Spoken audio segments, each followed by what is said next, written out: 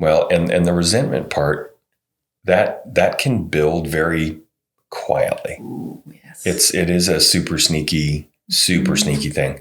And when you see it, I guess my encouragement is to everyone is to, okay, well, welcome to Real Estate for Real People. This is part 2 of our last podcast, talking about couples and some of the challenges that they face as they work together. Real estate, but I think it really spreads over into pretty much everything, I think. Yeah. So you had a question that you just asked me, though, so I want to start there real quick. But it's not about, but my question wasn't really about well, it was about real estate, but not about couples working together. Okay. Well, let's just ask me that question. So my question was, how is it that we function? How do we do managing almost 100 folks that we work with? Mm-hmm. How do we do that well? In 4 offices. Right. One of them across the ocean. Right. So how do we do that well? Or do we do that well? Maybe a better question. Yeah, could be. Yeah. Well, and I think at times it's probably, do we do that well? Yeah. Yeah. Right. Well, and the other thing to keep in mind is that in real estate, they aren't our employees. Right. They are independent contractors. So we're not their boss. They just hang our license with us. So it's kind of a strange, weird dynamic in that we aren't telling them what to do all the time, when to be here, all those kinds of things. But still, they are our responsibility. I feel like we take on the responsibility of helping them to be as successful as possible. Mm-hmm. So how do we do that well, or do we do that well? And what impact does being a partnership at the top in a leadership fashion, how does that work? It's a great question. I don't know the answer. You got to answer. Okay. All right. Well, I asked the question. I'll try. Yeah. That was like a political question. There was like 19 questions in the question. No, it wasn't. So I think the most important part about leading any size group, whether it's 3 or 300, is that the leader understands that it's his job to serve. Mm-hmm. That's the first thing. It's if you look at your people as if they're bags of money, they're going to start acting like that. And bags of money want to keep more of their money, and they'll go somewhere that's going to pay them better, or something new and flashy comes in, right? Mm-hmm. So, I mean, for me, it's always been try to lead by example. But you have to be willing to do everything that you're asking them to do, or you have to have done it. You know, I think of some of these people who are in leadership positions in our industry, and they haven't closed more than 12 deals in a year, yet they're managing brokers, or they're coaches, or they're, mentors, or they're this or that. And I don't know how that feels for an agent who's doing 40 or 50 transactions, or wants to do 30, 40, 50 transactions, if their boss has never done more than 10 or 15. Does that leader have the capacity to really empathize and understand what they're having to do and what they're going through if they've never done it? So anyway, that's kind of a question that I carry with me all the time is, how can we serve? How do we stay relevant? And that's the other challenge, right? I mean, you've got, in our specific industry, we are all rivals on some level, right? Because we're all working towards the same result of, helping people buy and sell homes. But which is a relatively finite number at any given time. Yeah. None of us here tend to have scarcity mentality. We all kind of have that abundance mentality. Mm-hmm. So we all really kind of work on the premise of there's lots of business for everyone. And we also understand that the people who are more prepared and who work harder and who work more effectively and have systems in place will always be able to do more than the person who doesn't. Agreed. So, outside of those occasional, what we call grinders, who just are nonstop go, go, go, and don't really have much of a balanced life at all, which is another whole topic for a podcast, the work-life balance myth. Anyway, but with leadership, it is really about serving the people that you lead. Simon Sinek has a book called Leaders Eat Last. And that's really he's embedded with a bunch of military groups. And he's always watching the leader of whatever group is that he's working with. They're the last ones to eat. And they do that on purpose because that leader understands that his troops are the ones who are really on the front lines working hard. They deserve that. And we kind of follow that same process here, whereas we understand as the owners of the real estate firm that if we don't have agents that we're supporting to do their job as best to the best of their ability, the firm makes no money. I mean, it's not a revenue generator. Right. It's a license holder to help people generate revenue. So as long as you keep that in mind and understand that that's really the focus of any good leader is to help others be successful, the leaders will pretty much always be successful if they do that on a long-term basis. So yeah, that's my long answer to a long question. Well, I think the other thing is, or another thing to kind of tag on with that, when I was in education and I was responsible for and managing 50 staff, 500 kids, granted, not all by myself, right. But it goes back to what I found in leadership there was also very similar in that if teachers don't have what they need to do their job with their kids on a day-to-day basis, then I'm not, in my mind, I wasn't doing my job because my job as principal was to serve my teachers. It's a little bit different because there's more of an accountability piece there. So that brings in a whole nother set of challenges. But one of the things that in leadership classes when I was at Washington State University was that you need to be willing to do whatever you're asking anybody else to do. Yeah. You need to know the name of the janitor. You need to appreciate them. Right. You need to be willing to take out the garbage if needed. Right. I mean, it's kind of other duties as assigned. Right. Just because you're the boss doesn't mean you're insulated or shouldn't be doing the things that you see need to be done. Right. It doesn't matter the level of task. It's all about serving. It's all about taking care of the needs of the school, the business, the people. Right. I think you can very easily be the boss, but not the leader. Oh, agreed. And someone at an agent level can truly be the leader because the boss is not stepping up, right? The owner is not stepping up. He's kind of, what's the phrase? He's not engaged, not there, right? He or she, doesn't matter. So that's the other thing that you have to watch, kind of to your point, you have to be able to, it's hard to have empathy if you've never done that job. It's hard to have empathy if you don't talk to the janitor and find out what's going on in his or her life, what's going on with his or her family, what are their needs. And I think some people get kind of hung up on the whole leadership thing as if it's a status thing. Yeah. And I guess in some people's minds it is, but to the real leader, it should never be about their status.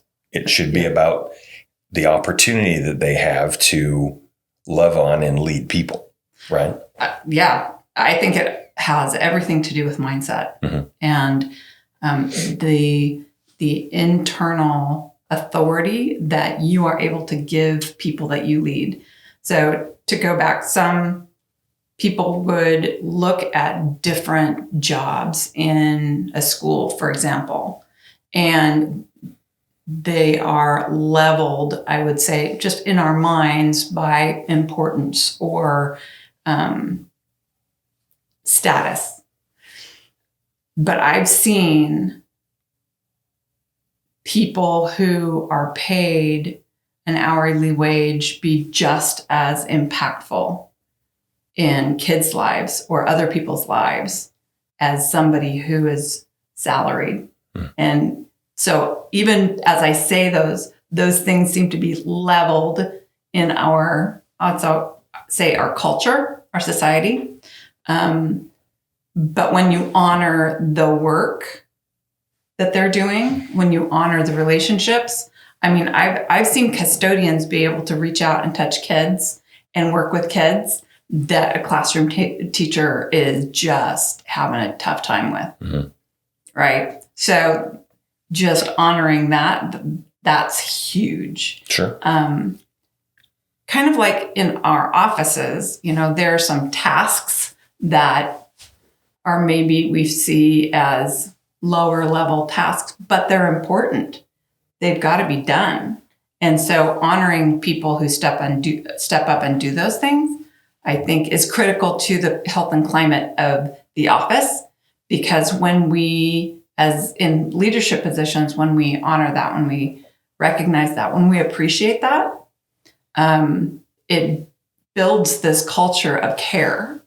And I think that's really one of the things that we try hard to focus on, even with a group of almost 100 agents, that we take care of each other, that we take care of the buildings, that we take care of the business, that we're doing life together and business together. So even though we may be in competition over getting transactions, that's what I appreciate and love about Realty One Group and where we work, and the culture that we're working to embed is that it's all about taking care of one another, right? If we take care of the clients, they'll take care of the agents.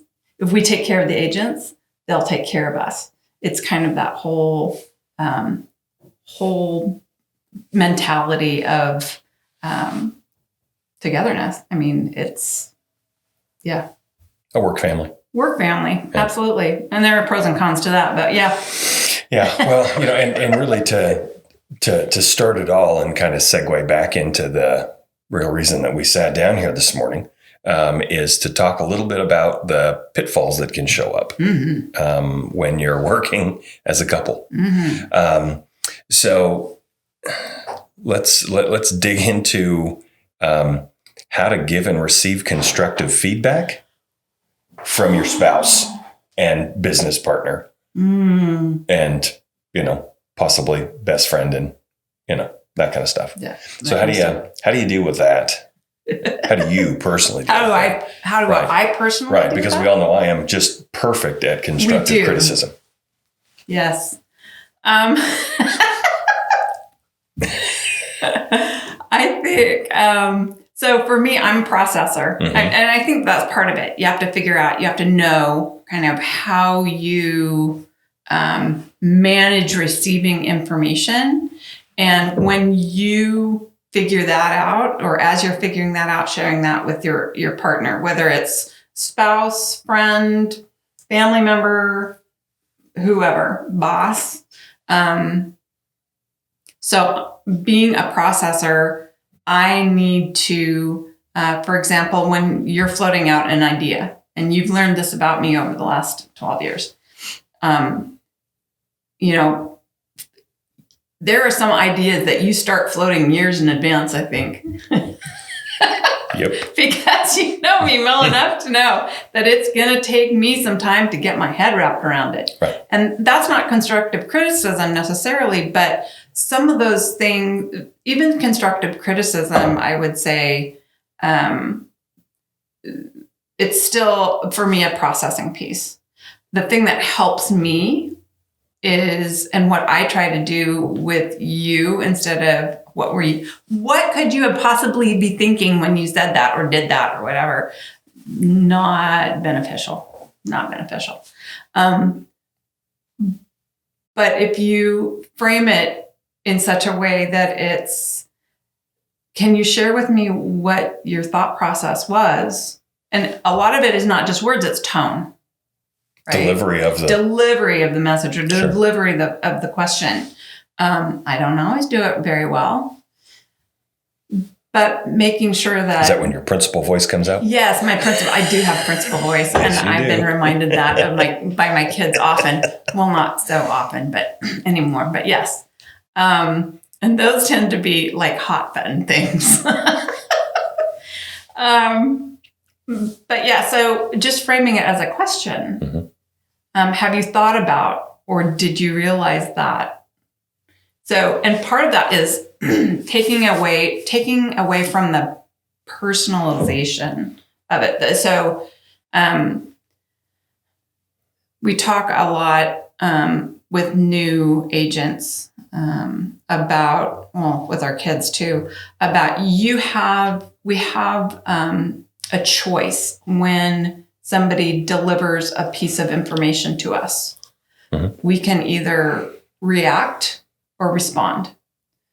And the difference between those two pieces is about 30 seconds or less of just stopping and managing your internal gut response, which may be much more, I don't want to say violent, but much more less visceral, less thoughtful. Okay. So if reactionary. Yeah. So if I can take, just that little space of time, I mean, it may be even 10 seconds, and then respond with removing part of that emotion, it keeps the interaction on about the topic, about the issue, not my emotion. Sure. So people will hook into emotion, kids will hook into emotion, and then the issue itself is secondary because the focus is all on the emotion. Right. Instead of what the real concern is. Right. So... Well, we see that all the time in real estate where our agents are having to deliver sometimes not so good news. Mm-hmm. And then if the delivery comes off wrong, it just sets the client's hair on fire. Mm-hmm. And even if it is delivered well, it can still set the client's hair on fire. But if the agent is skilled at communicating and understands how their clients work, they can talk them back down off the ledge. Most of the time. Yeah, but it's a skill set. I mean, this isn't something that just comes it's a practice. You have to practice from the amniotic fluid. I mean, you got to know how to do this, and you got to practice. Yeah, for sure. I think it's the same idea as to why if you're writing a heated email or an email or a text even that has some possibly reactionary kind of tones to it, to type it, to sit on it, give yourself some space. Don't just shoot it back, because they're going to be, in all likelihood, probably reactionary coming back. And that doesn't solve any problems, any challenges. So, I mean, we talk all the time about, if at all possible, let it sit overnight if you can on an email, especially if it's lengthy. But you and I have both seen reactionary emails that come back and just escalates things instead of de-escalating. So then from a relationship standpoint, where you might not have all night to let it sit, mm-hmm. right? I mean, one of my favorite fridge magnets was "Don't go to bed mad, stay up and fight," which I saw when I was newly married. I'm like, well, that's a concept, I guess, Mm-hmm. So if you don't have all night to let that concept or that conversation sit there, you've got to get very good at just peeling the emotion out, kind of flushing it. You gotta breathe. And maybe start asking some deeper second third and fourth level questions about, exactly what they meant. Seek for the clarity as to why they said what they said, because they may not even understand how bad their delivery was of that topic, right? I may not understand how bad my delivery was or how poorly timed or what else you're going through at that very moment, what you're thinking through, what you're stressed about. Or my lack of understanding about what you're talking about. Right. Yeah. So I think it's incumbent upon the person who's bringing the topic to the table to really have a clear understanding of what's going on in the human dynamic of the relationship, and give that some credence, because if you know that your spouse has had a unusually challenging day, that's not the day to dump a concept on them. Or my thing that I love to do is it gets to be 10 or 10:30 at night and I start talking about financial things, right? Because my brain's finally kicked into gear. So yeah. And that's, and I know that that's probably not the best way to do that. I totally know that. I really do. Well, we've gotten to the point now where I will say, does this have to do with money? Right. Yeah. True story. and you've gotten really good at saying, oh yeah, probably not the best time to talk about that. Right. Yeah.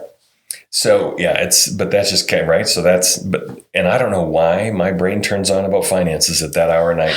I guess I just need something to stress about as I sleep. I don't know. Anyways, so the feedback has to be something that isn't tearing your partner down. Yeah. Right.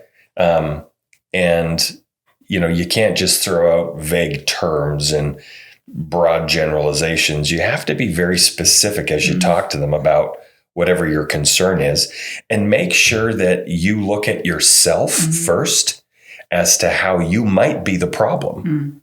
Right. And if you can start a conversation with, I realize that I am doing X and I think that's impacting you to do Y.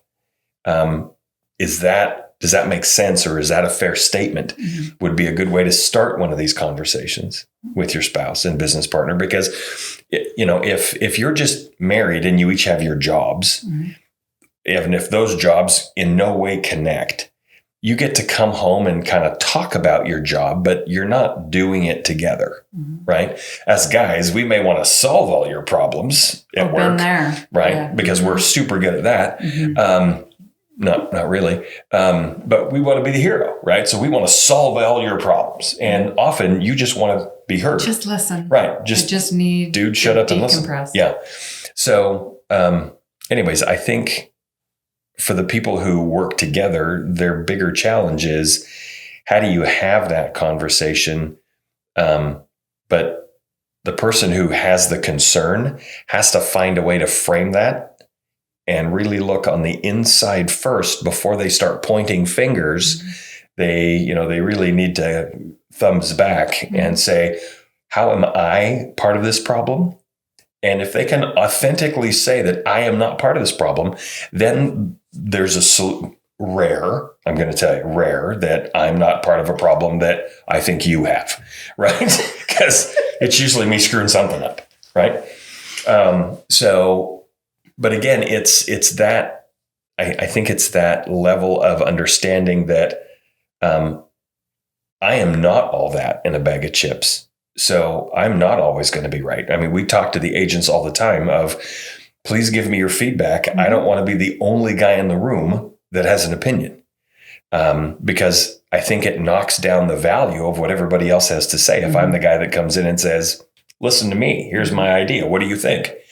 That just seems very cringy to me. And it stops that free flow of conversation. And the same thing would happen in a relationship. Yeah, agreed. So I think another piece to that too is knowing your partner.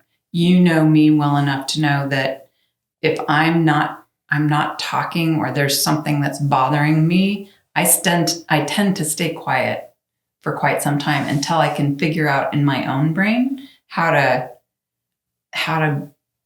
put whatever's going on into words. I've got to, but you don't let me go too long. If you think it's something that's, rubbing between the two of us, you'll let me process for a while, but you won't let me go too long before you push the button and say, okay, what's up? We need to talk about this. Check, please. Yeah. So knowing your partner, I think is huge. The other thing that I was thinking about is how oftentimes what I think is a problem or something you're doing wrong is often at a time like kind of like this. I'll use the thumbs back kind of piece. If I'm feeling for whatever reason out of control of a situation or a schedule or whatever, I tend to want to then control other people in my sphere. Even those who aren't part of the problem? Even those who are not part of the problem. Okay. But when most of us are always seeking to control things when we feel out of control, when you're going to grab control somewhere. And so I know that I need to often check and make sure that, is it really a problem? Or is it me that is trying to create a problem that isn't really there because I want to control? Right. I think so. One of the topics we were going to talk today is don't sweat the small stuff. Yeah. And almost everything is small stuff. Almost everything. So we get to that point where we really tend to, some of us who have more controlling tendencies than others, right? And that's not necessarily a bad thing, as long as you understand how you deal with it, right? So again, one of the things that we talk about all the time with our agents is work to your strengths, right? It doesn't mean that you completely ignore all your weaknesses, but find other people to help you support you in those areas that will make you strong, right? Or buoy you up in that area. Right. Because we can't go through life having nothing but brokenness everywhere. We need people to support us in those areas. So, which is really the whole husband-wife dynamic here with us is, I loved getting the process started, but please don't make me chase paperwork for 30 to 60 days. That's not my strong suit, right? Yeah. It was one of the main reasons why lending and I parted ways, because it became more about the paperwork and less about the people. Right. Anyway, so that whole concept of, make sure that you're, what is it here? Yeah. Don't sweat the small stuff. My sister's first husband used to say that all the time. Don't sweat the small stuff. And I'm like, well, and he goes, he said, So he says, trust me, dude, everything is small stuff. He said, you haven't run into anything that is massive yet. You're 16. What do you know? And I'm like, okay. But my CD wasn't working. Yeah, stop it. Right. So, anyways, it's one of those things where it's important to be able to kind of grade the level of what we're really dealing with. Is somebody bleeding? Is somebody dying? Then we can start sweating those things. Right. But very few people ever do that in real estate.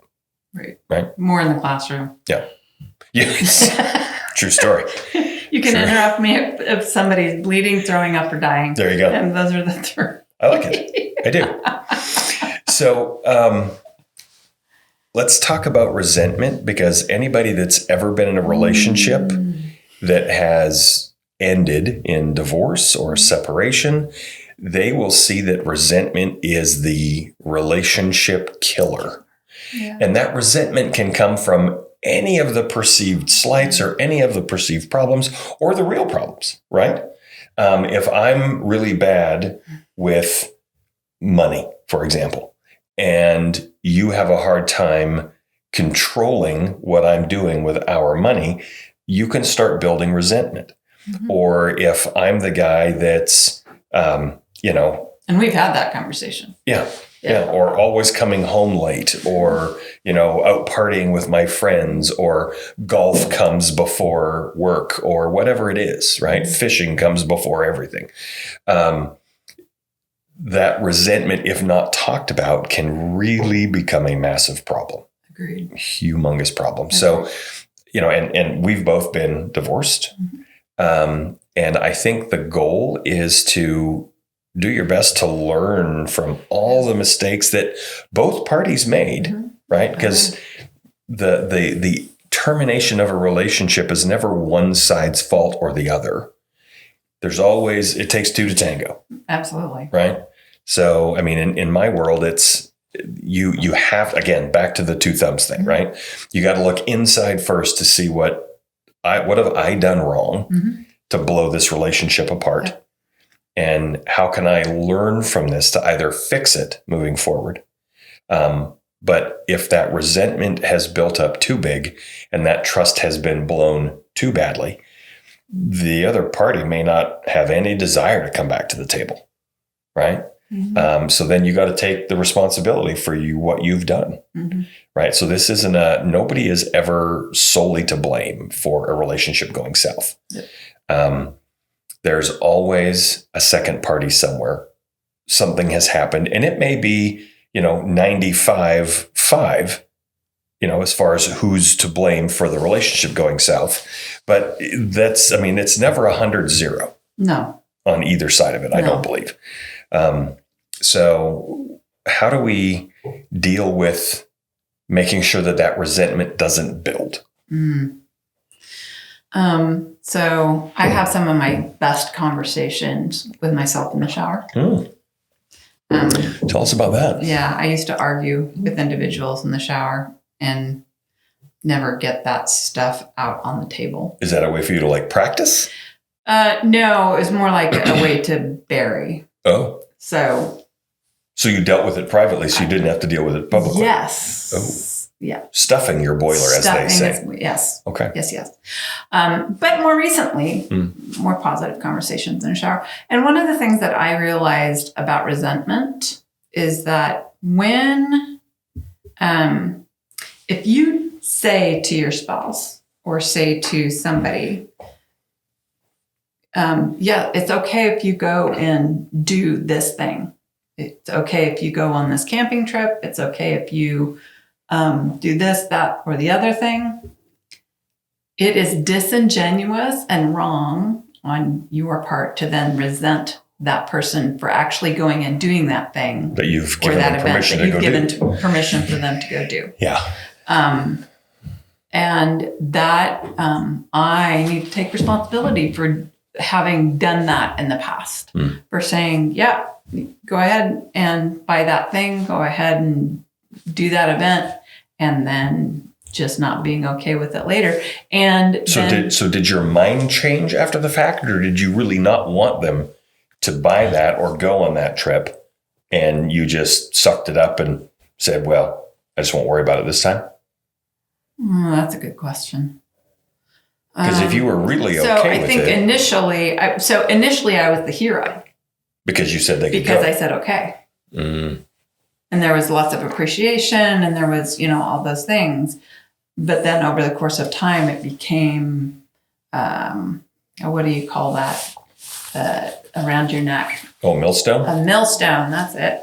And for a variety of reasons. And so I recognized, actually last time we were married, that, that was something that I need to let go and not do that. If I say something and then something changes, I have a responsibility.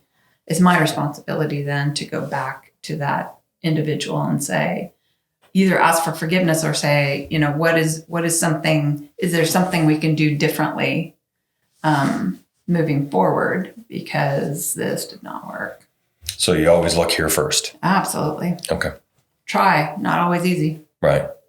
True. Yeah. Yeah. So it's important that you, and it may take time.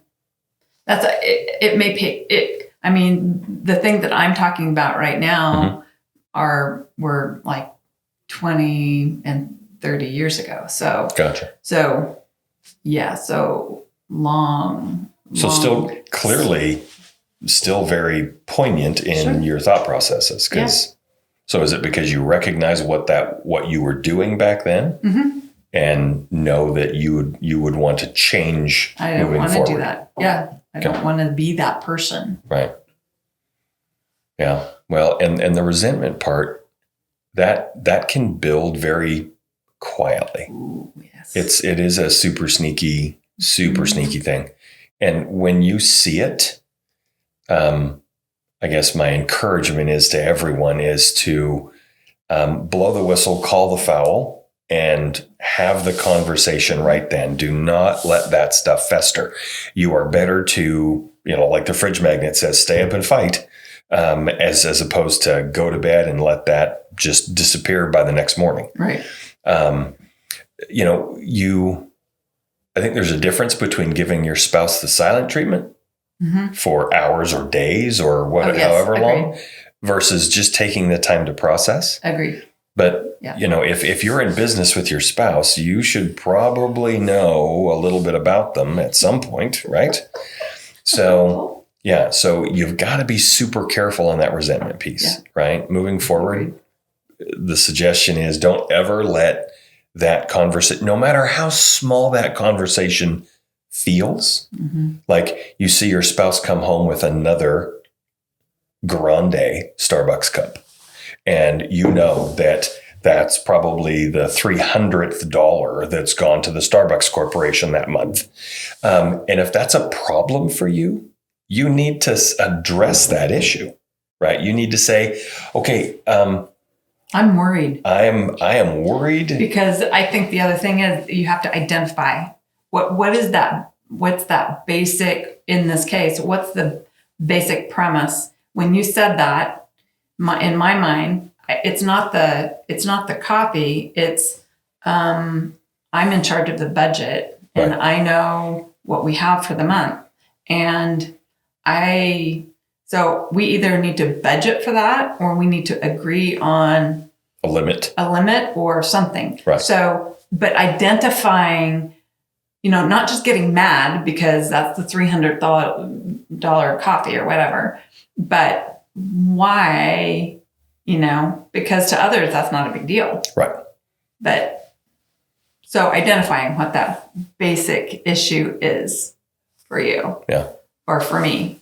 And then, because as I think back about, or is it relational? Because the issue that I was talking about, or one of them that I was talking about before, has to do with, not being present for a family member.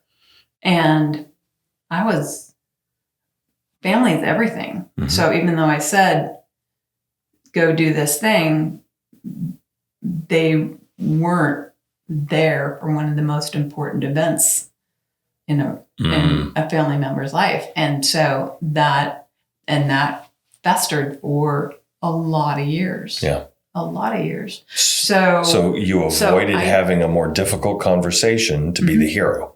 Yep. And then turned around and found that was a big seed of resentment. Yep. Yeah. Well, I don't know anybody that really loves having difficult conversations, right? Oh, you do? Well, okay. Well, but I mean, it's almost a sickness, like you say. I know. And I think the reason that I do like having those conversations is because I don't, and we're yin and yang. Yes. Well, for sure on that. Yes. But it almost feels like a game is the wrong way to describe this, but to see how fast we can have this conversation, and it's a challenge, and get things back to calm down or normal, or how fast we can find a solution. But again, everything starts looking inside here first, right? Any hard conversation, first thing you got to do is you got to kind of bear it out there, right? And you got to say, well, here's what I've done wrong, and I know that.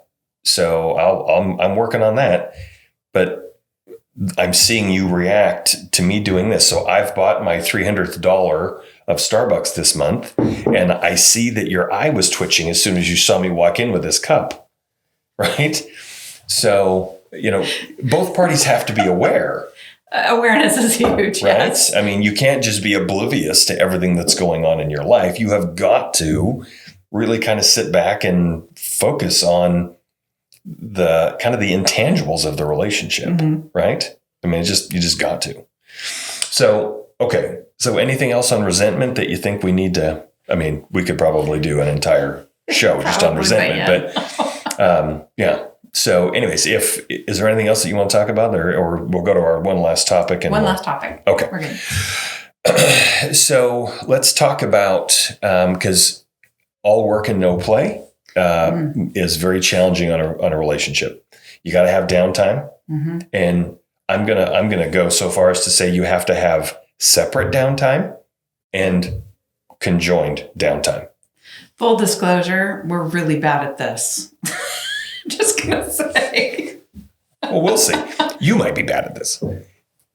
Yeah. Well, there goes the whole thumbs thing, right? Yeah. So the personal downtime kind of comes back to the fuel topic that we talked about in the last podcast. Everybody's fuel is different. For me, downtime is something fun to do or a way to serve someone else, right? Go help somebody paint their house type thing. That is what I love to do. So you first have to recognize what fuels and what rejuvenates you. And then both parties have to be okay with the fact that that may mean that they're doing things not together. And if one is always dependent on the other for their security or their comfort or their, whatever, that could feel like smothering the other partner, right? So, and fortunately, I don't do a ton of, golf and that kind of stuff. But I could if I wanted to. I mean, I know that, if I asked you, hey, I'm going to go shoot a round today, you probably, outside of the financial aspect of it, making sure that we have money in the account, but if the finances are there, you're never going to say no. Correct. As long as it's not abused. Sure. Right. Yeah. Because if I'm going 5 days a week, all of a sudden you're going to like, what are you doing at the golf course 5 days a week? You haven't golfed 5 times in a year. And all of a sudden I'm there every day. Right. So unless I've picked up a new way to get business. Anyway, so you have to be okay and almost encourage the other person to go and get some downtime on their own. But when you are doing your downtime together, you really need to be doing downtime, right? Together.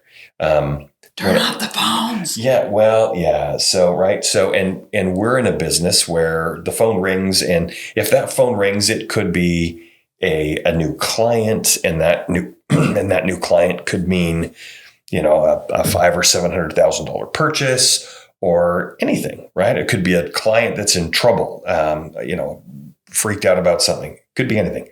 And it could be a solicitor, right? Wanting to sell you something. So in our world, it's really hard not to look at that phone and go, "Oh, this could be a money call," right? So because when you're self-employed, every phone call is, your bank account possibly becoming fuller before it goes to zero, right? Because we don't have that paycheck every week or every 2 weeks or every month. So when you have that downtime together, what are some of the best practices that you've built up over time? Oh, I don't know about built up over time. Some of the things that I know from other people that are best practices, Simon Sinek to quote one of your gurus, put the phone away. Right. When you're out to dinner with spouse, friends, whatever, the phone does not belong on the table. Does not belong on the table. So that's rude. That's rude. If I'm out to dinner. That you're telling me that is more important than this time here. Is exactly what that means. I'll put that on. Thank you. Okay. I appreciate that. Yeah, you bet. And yes, every call could be a money call, but most of us, I would say it depends on where you are in your business. So for brand new agents, Yep, they're going to want to answer every call that comes through because You never know. they're hungry and they never know. Not that we're any less hungry, but we have Hungry for different things.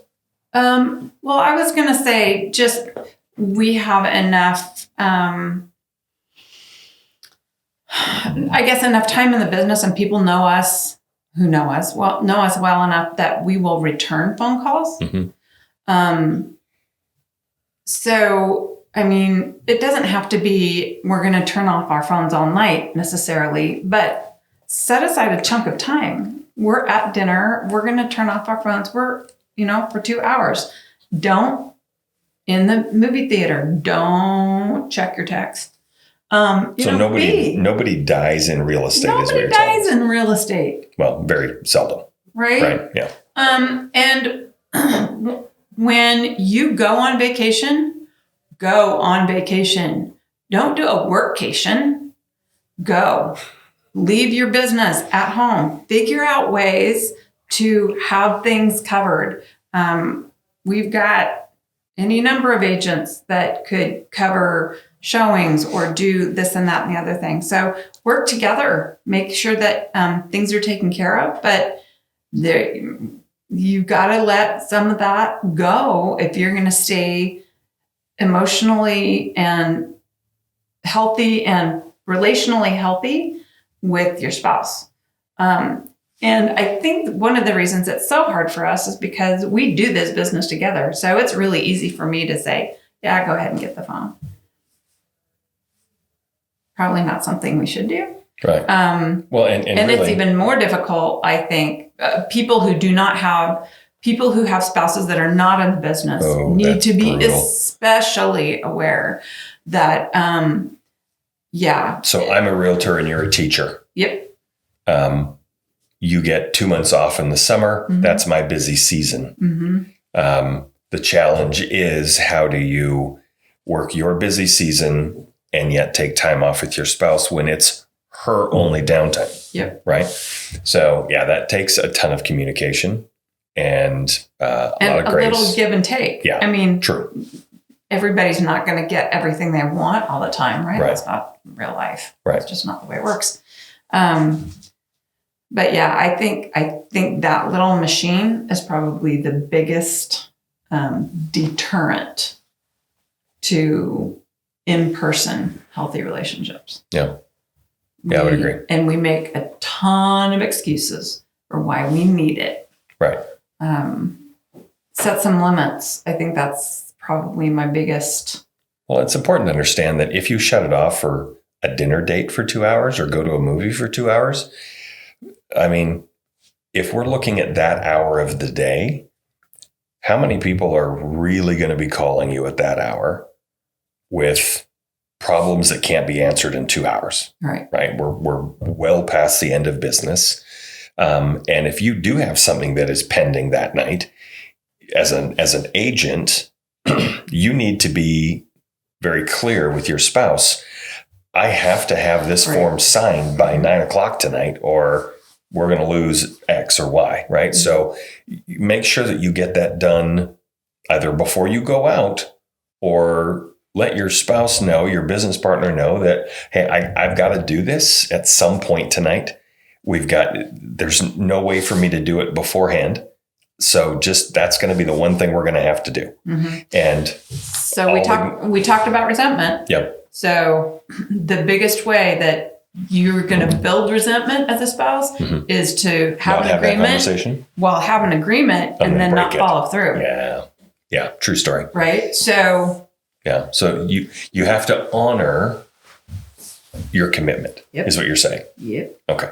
And if you don't honor your commitment, that's on you. Mm-hmm. Right. And if you want to figure out a way to fix that. If you want to blow a relationship apart, that's the first thing you do, is you start breaking your commitments for small things like your downtime. Because if you're going to blow a commitment for a dinner date, where else are you going to blow that commitment? Right. So I can understand that for sure. Mm-hmm. So I think at the end of the day, if you look at your spouse or you look at your partner and you say, I want what's best for us forever. That needs to be the baseline for all the other decisions. If you really care about your spouse, is a 2-hour commitment of time to be just with them, is that unreasonable? Is that really hard? Shouldn't be. So if it is really hard, then there's some deeper questions that need to be By far, asked. yes, Right? without So question. that's kind of my point in saying all that, is that where is your highest priority? Right. If your highest priority is family and spouse over work, then your actions have to reflect that. Right. Yeah, true story. And if it's not, then we've got different issues to talk about. Yeah. Well, yeah, exactly. So let's wrap this up. Okay. But let's say, anybody, if you have topics that you'd like us to hit on, subscribe, leave us a comment, and we're happy to discuss anything that you want to hear. Right? We tend to be kind of an open book about this. And it doesn't matter whether it's relationship or business or finances or whatever. Not that we're the gurus of any of that, but we're happy to be transparent in what has and hasn't worked for us. So, anyways, we'll talk more later. Yeah. Thanks for your help. Love you. Love you too.